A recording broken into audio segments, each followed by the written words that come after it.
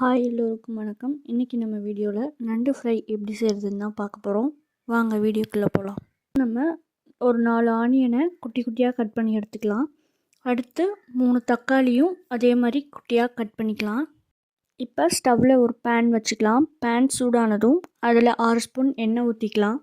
எண்ணெய் சூடானதுக்கப்புறம் பட்டை, கிராம்பு, ஏலக்காய் 3ஐயும் அரைச்சி பவுட்ரு பண்ணி அதில் போட்டுக்கலாம். நம்ம கட் பண்ணி வச்சுருக்க ஆனியன் அதில் போட்டு நல்லா வதக்கிக்கலாம். ஆனியன் கொஞ்சம் கலர் சேஞ்ச் ஆகட்டும். ஒரு கோல்டன் கலர் வந்ததுக்கப்புறமா நம்ம கட் பண்ணி வச்சுருக்க தக்காளியும் அதில் போட்டு வதக்கிக்கலாம். இப்போது 2 ஸ்பூன் இஞ்சி பூண்டு பேஸ்ட் போட்டு ஃபுல்லாக ஒரு டைம் கலந்து விட்டுறலாம்.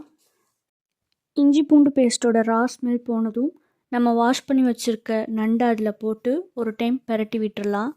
இப்போ இந்த நண்டுக்கு தேவையான அளவு மஞ்சத்தூள், மிளகாய்த்தூள், கரம் மசாலா, லாஸ்ட்டாக இதுக்கு தேவையான அளவு சால்ட்டும் போட்டு நல்லா கலந்து விட்டுறலாம். நண்டு வேகிறதுக்கு தேவையான அளவு லைட்டாக தண்ணியை இப்படி தெளித்து விட்டுட்டு லிட்டை போட்டு ஒரு 15 மினிட்ஸ் க்ளோஸ் பண்ணி வச்சிடலாம். இப்போ 15 மினிட்ஸ் ஆச்சு. இப்போ ஓப்பன் பண்ணி பார்க்கலாம் வாங்க. இப்போ நல்லா வெந்துடுச்சு.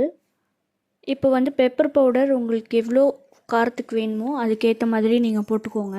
நான் 2 ஸ்பூன் போட்டிருக்கேன்.